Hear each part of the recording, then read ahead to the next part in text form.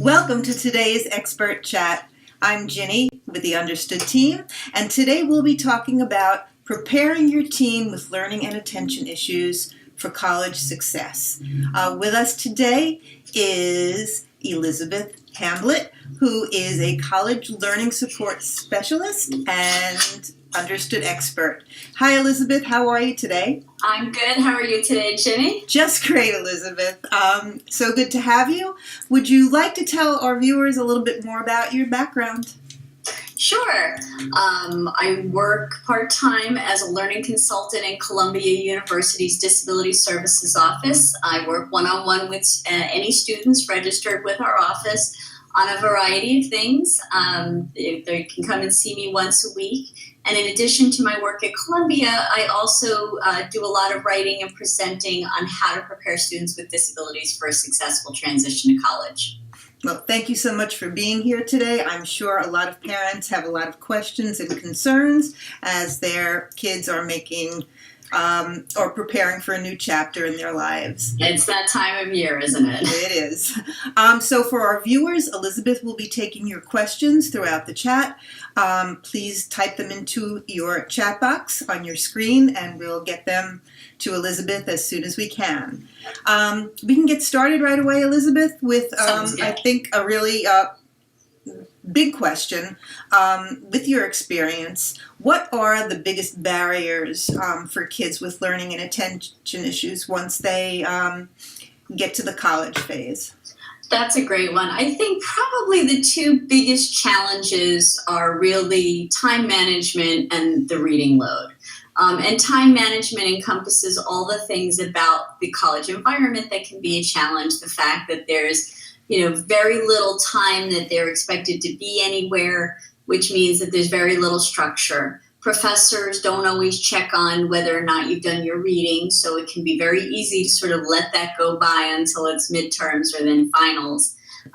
There's a lack of accountability, which, is frankly what most of us, function on, having to turn stuff in, having to, show somebody that you got something done. And so, for students with learning attention issues as well as their typical classmates, that's a challenge. But I think sometimes too, some students really need the structure in place in order to do that stuff. And then, of course, the reading load, which, and I've worked at 3 universities, and every place I have worked, students have said to me, nobody could do the amount of reading they expect you to do. And while that may technically be true, that doesn't mean that I'm comfortable saying to them, well, then don't do this or don't do that. So again, for students with learning and attention issues, it takes even longer to get through the readings, which is why they have to really be strategic about how they use their time. All right, so, it's important at least to know these things, because once you know what the potential problems are, you can kind of prepare for what's to come. Right. So that said, is it important that college-bound kids disclose their, learning disabilities or the fact that they have ADHD to the college? Sure. Yeah. Absolutely. And what's really important about this, and I'm so glad you asked, is they do not have to disclose anything about their disability until they are accepted into and enroll at a school. While they're applying to schools, it's totally up to them whether or not they want to say anything about their disability. It won't be held against them. It also doesn't serve necessarily as an advantage. That's just part of a decision that they should make while they're doing their college applications. But once they've chosen their school, then they should absolutely register. And I try to sell this as an insurance policy. And what I mean by that is once they register with the office and they're approved for accommodations, they're always going to know that they're available. And but they don't have to use them. So if students think that they need, for instance, extended time and permission to record their classes, and they get into classes and, for whatever reason, things are going really well and they don't need that, we can't, nor would we ever want to make them use the accommodations. But of course, as you know, Jenny, if they don't register with the office, they don't get accommodations. Colleges don't go around to the dorms and ask kids if they need accommodations.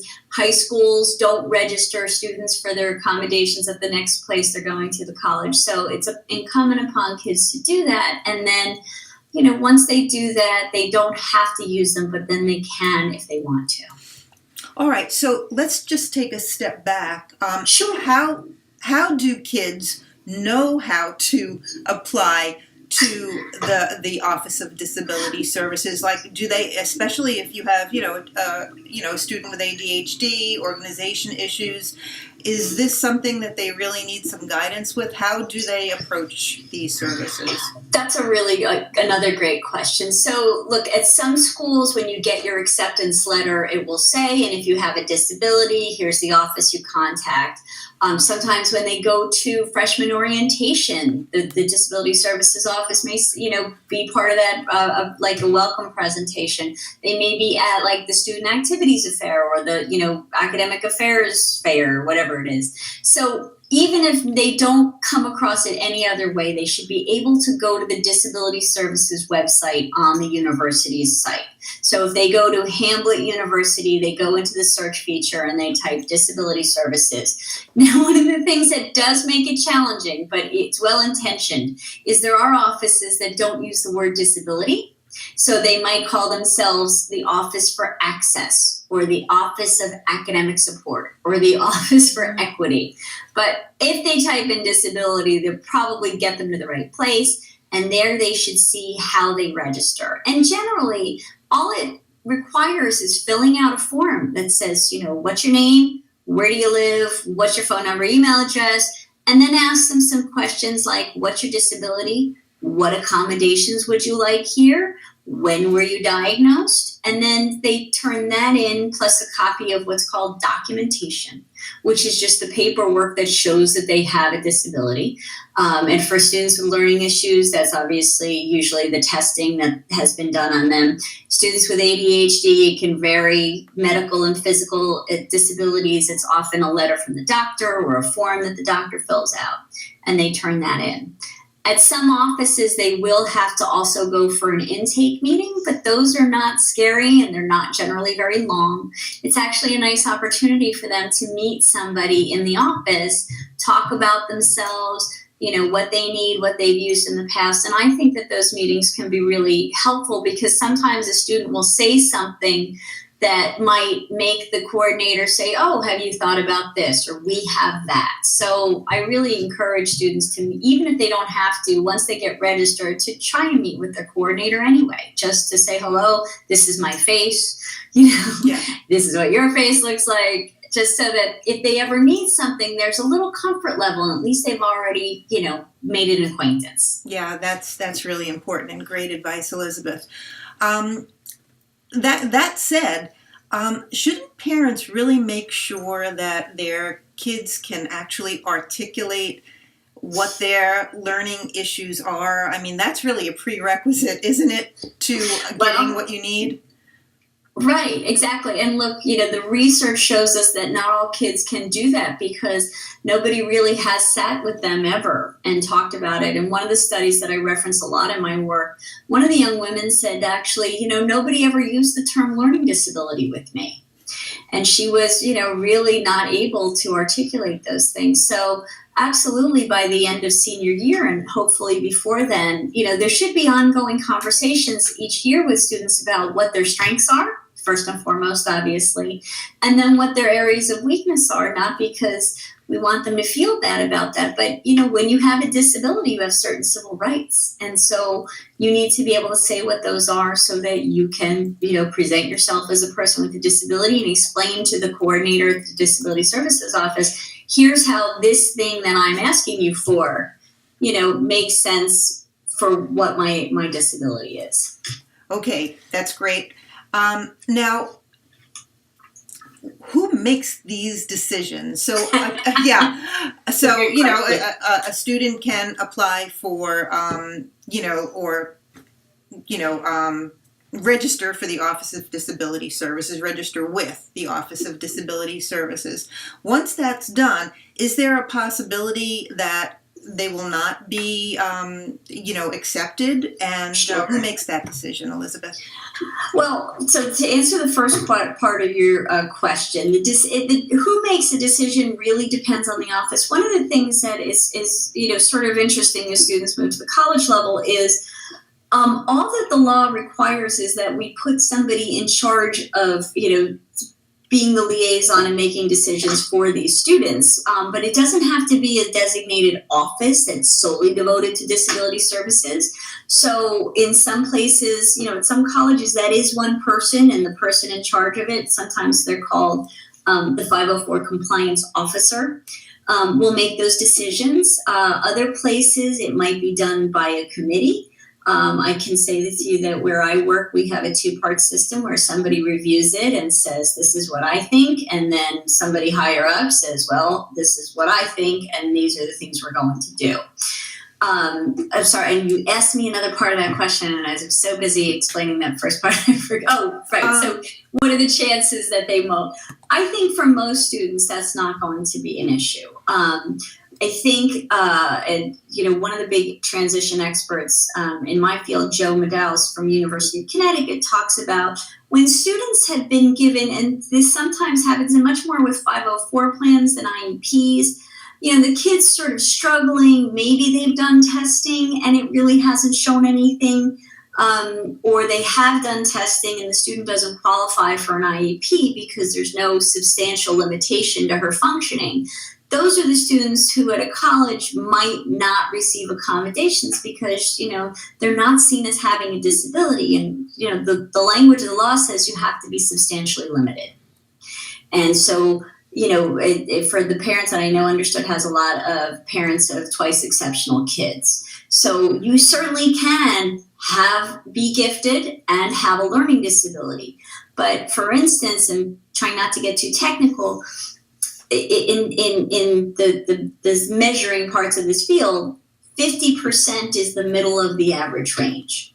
So for students who are very, very gifted and who score around the 97th and 98th percentile in a bunch of things, but then score at the 63rd percentile in something, well, according to the measures of that test, they might have a statistically significant discrepancy. But most of us would say that if you're above the middle of where everybody else is functioning, maybe that's not a substantial limitation. So sorry to get technical, but those are the students who might find that. Interesting. All right, we have a couple of viewer questions, Elizabeth. Oh, great. So, they're good questions. Do some schools have an extended orientation program for kids with learning disabilities? That's a great question. The only one that I am personally aware of is the Savannah College of Art and Design. And they do something called Jumpstart. And I actually interviewed the woman who was the director there at the time for an article on this. But, that's a great question. As your student is looking at schools, if that's something that's important to him, you could ask the disability services if they do that. I'm not sure, honestly, and I just don't know how common that is. But it's a great question to That is to a great ask. question. It certainly is, and it sounds like a great idea. Yes, I agree. Well, maybe my colleagues in my field have read the article that was published last fall, and more of them will do it. Right. Okay, great. Thank you for your question. Another one, what if the professors don't think my son needs accommodations? Where can he go? That's a great question. Yeah, and where can he go to be supported on campus? Well, these are really two separate questions. So let's just do the first one. What if the professors don't want to provide them? Sure. So let me start and taking that question exactly as it came through.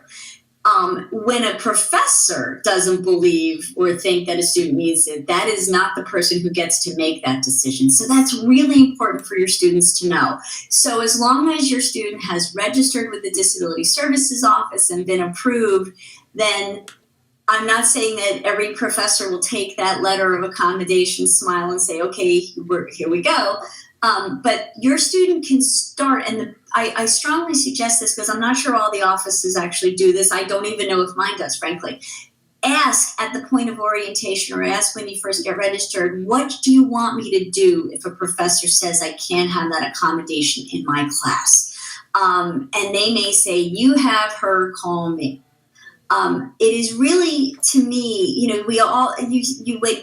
we talk a lot about students advocating for themselves and being able to speak, but I will say that I don't think students should have to negotiate with their professors about their approved accommodation. That is a place, in my opinion, and I don't think it's just mine, where that is the disability services office job. So, and I see things in my online communities and my journals all the time about professors who don't want us to do this and don't think this is it. That's not their right. And so there may be a legitimate reason why a professor, for instance, doesn't want a particular accommodation granted, depending on what's going on and how he's measuring, or assessing what skills you've learned. And that's another, but he can't just say, well, I don't think so, not in my class. He has to communicate with disability services, and there should be a process where the department gets involved and somebody says, well, is this a fundamental, alteration to our program to make this accommodation? It's not just because the professor thinks so. Now, having said that, not all professors know that they have to do that. And, there are thousands of professors teaching across thousands of colleges. So anytime your student has a problem, I would just suggest that student not engage the professor, smile, go back to her seat, and as soon as she gets out of class, contact her disability coordinator and let the disability coordinator pick it up from there. So third question is, where can you go for support? Most colleges have a tutoring center. Many of them have even a dedicated writing center. And then a lot of them will have, I don't know why they're always called math help rooms and not centers. That's just the vocabulary. But I think when you ask questions, that's when you sometimes find out about the resources that might not be widely, talked about. So your advisor, freshman advisor, is a great person to ask about where to go seek help.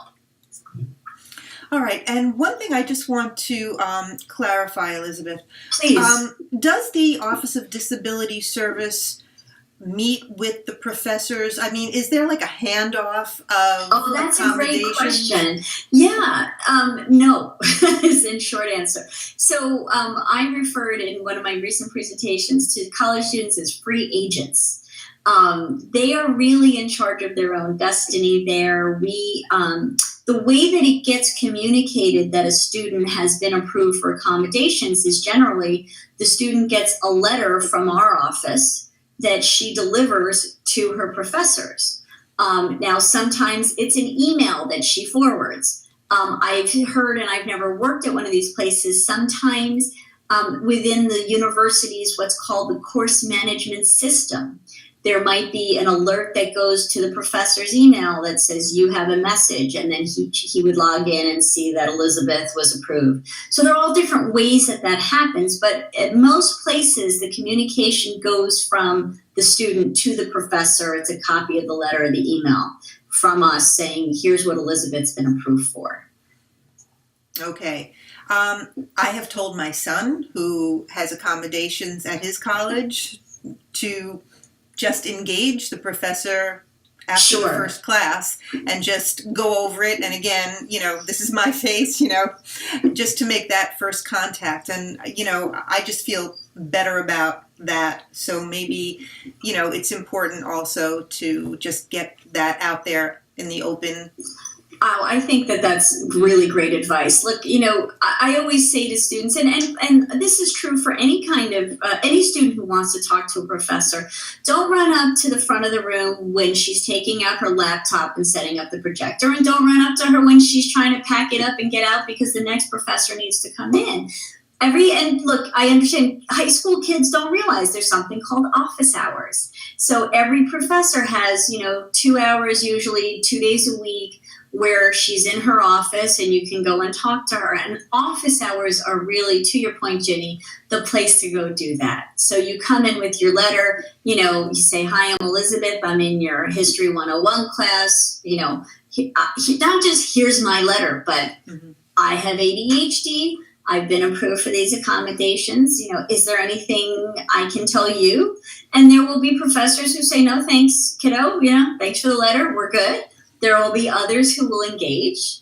And, hopefully there won't ever be somebody says, well, okay, but whether they like it or not, that is something, that they have to do. So Ginny, yours is very good advice. I think, and it's very anxiety producing, I think, for students to think about going to talk to a professor, but the one-on-one can make such a difference. Really can. Yeah. Great. I'm glad you agree. All right. More questions for you, Elizabeth. Great. Yeah. So my son has made it through high school. He's twice exceptional. You referred to that before. So no one knows that he has ADHD or a learning disability. Okay. Her question is, if he's over the 50 percentile that you spoke about, does he not qualify for disability services in college? Right. That's a great question. And I don't want to scare anybody. Let me just clarify. It really is going to vary from school to school. Again, there's nothing in the law that says you must approve this kind of student for accommodations and you don't have to do it for this kind of student. So that varies from school to school, whether that student would be seen as somebody who did or did not have disability.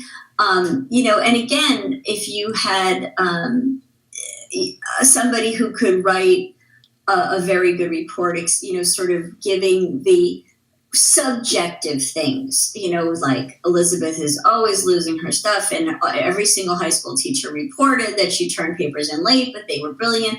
It's going to depend upon the people working in that office at that college and how they view this stuff, whether they will accommodate. So it's certainly always worth trying.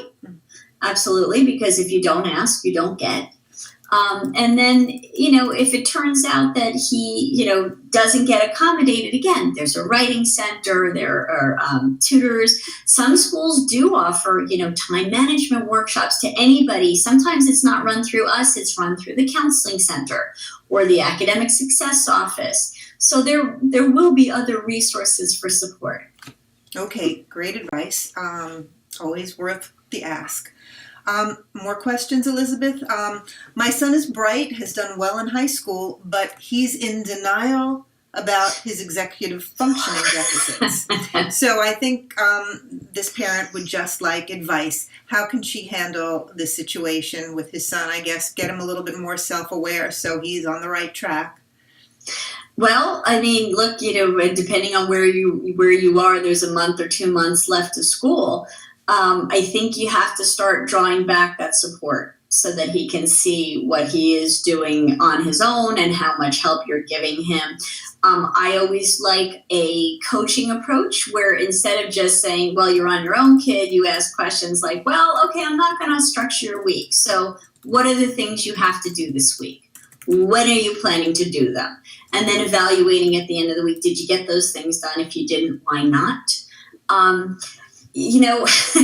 Teenagers don't always see things the way that we see them. And so I guess, you don't want him necessarily to have a bad experience going into college. I'm not sure what you can do to ward that off, except to try to demonstrate to him now by again, not doing certain things for him and trying to pull back the support so he can see how much has been done for him.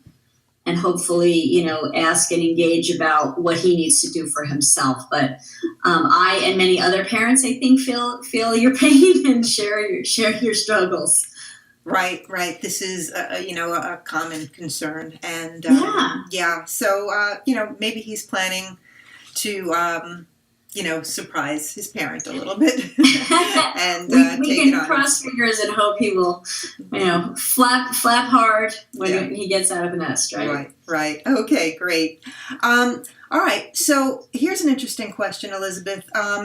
Parent wants to know whether she should have her daughter reassessed for ADHD before college, and at what point, if so. That's a good question. Yeah, and she was last reassessed, or she was last assessed in 6th grade. She was diagnosed in 3rd grade. So, value to that? So, look, I understand that the SAT has made it easier for students to get, some basic accommodations without retesting. I don't know that the ACT has done that. So obviously, depending on how old your daughter is, whether you would need that for her standardized testing, I don't know. I'm a little bit torn, to be honest, because depending on what you're talking about for reevaluation, There are colleges that don't require anything, again, but a letter from the doctor who's treating her, and that assumes she's actually being seen for something, maybe getting medication. Or a form that your doctor would fill out. So in that case, she wouldn't necessarily need it, but you won't know that until she is applying to colleges, and then she looks at the disability services documentation guidelines for each of the colleges she's looking at to see what they require. Now, so again, and this is really specific to the ADHD piece, where I work, we do require full testing and additional tests that you might not see in a regular learning disabilities evaluation. So, if 5 out of the 5 schools your daughter is applying to require the kind of testing that we require at Columbia, then you would probably want to get her assessed at least, certainly no later than senior year, but maybe even junior year for her standardized test accommodations.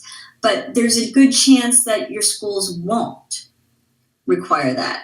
So, the only thing I do want to say, and I've been talking to professionals about this a lot recently, is the difficulty that I see, and understanding that if your school won't do this, testing is expensive, and even if the money fell out of the sky and you weren't worried about paying for it, it's still a couple of days out of your kid's life. What I worry about is when, as Jenny said, we need our kids to be able to go to somebody's office, fill out a form that says, my disability is this, and here's how it affects me, and here are my strengths, and here are my weaknesses. If you show a student a snapshot of her from the 6th grade, and she's now a junior or a senior in high school, going back to that young man who doesn't think he has executive function, is how much does he take away from that conversation? Does it give him sort of an out or her an out to say, well, that's old, I'm older now, things are better, I don't really see that doesn't reflect me.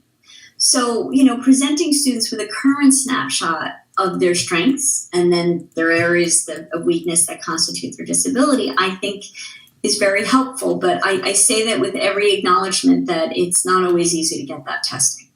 Okay. Elizabeth, there's a question I want to ask. Yeah. It could be something that's on some parents' mind. Maybe they're not even thinking about this yet. But if a child has traditionally struggled in high school, should these kids be taking a lighter load? Should they go in with a full load of classes? Are they able to get that kind of accommodation where they can take less classes? The part-time class load is certainly a great idea, and to me, especially for students who have not been very independent in the way that they've been functioning at home, back to the question of how much support are parents and teachers providing a student. That's something I think you need to assess, because, one of the things that always brings a wave of gasps when I do this presentation is a lot of schools, extended time for papers and projects is not offered as an accommodation. So students who, really don't have it together, are not doing well managing their time already in high school and have that accommodation as a result, will find that's not available to them at college. So to your point, Jenny, having less to do is a great idea. Now, the difficulty is, and this is not part of my job, so I hope I don't botch this, but, the financial aid is tied to how many credits you're taking. So, your Pell Grant and your other aid will be based on your course load. So that could be a challenge for some families. I think what you're then asking is, could they potentially still stay in the dorms on a half-time caseload? That's something to ask those schools as you're looking. Also, could they be in their activities if they're only on a part-time caseload? Some schools don't allow part-time caseloads. Maybe you're either in or you're on leave for a little while. So, a community college is a great way for students who are not managing on their own very well, or, who are finding high school academics really kind of challenging and overwhelming, to get up to speed before they move to a traditional environment, to get used to the kinds of demands a college will put on them, and where a part-time course load is certainly not a big deal. People go at all sorts of credit hours at a community college. Okay, great. That's important. We have one question that just came in from a viewer, and it will probably be the last one for the day, Elizabeth. Sure. So, her concern or his concern is her son, who is very bright. He's going to have to learn how to juggle a rigorous academic schedule, basic life stuff like laundry and financing. So she acknowledges that it's probably hard for any freshman. But I think that's fair. he has organizational issues related to executive functioning issues. So what is the best advice? And I was going to just ask you to wrap up really with this question. What is the best advice for a freshman in terms of making choices that are manageable? That's a great question. I mean, it's a little bit broad, so I'm going to try and think about how to answer it. I think trying to help them now see the value of a routine, and setting up a schedule that now at home that they can sort of carry over. So if you do the laundry the same day every week, and you clean your room the same day every week. Sit down at the computer to balance the checkbook same day every week. And again, all those things happen in one day. But it's routines that seem to make things work. So students know, like, oh yeah, every Thursday I'm going to take, the bio book. I'm going to go down to the laundry room and sit outside the machine, although they don't have to do that anymore. So I think trying to show him now how setting stuff up so you're not making decisions all the time can really work. Auto pay for the credit card is a great thing. And now with the availability of electronic calendars, you can start the semester by putting in every Wednesday night, sit in and download, check the checkbook or check your bank account, make sure there's still money in it. So that pops up. Now, what he's going to do when that reminder pops up is not something I can guarantee you. But all you can do is try to, encourage him to use those tools now so that he's accustomed to it. He's not trying to figure it out. One of the things that comes up all the time is, students are always searching for like the best app. So they lose 2 hours looking for the app that's going to change their life.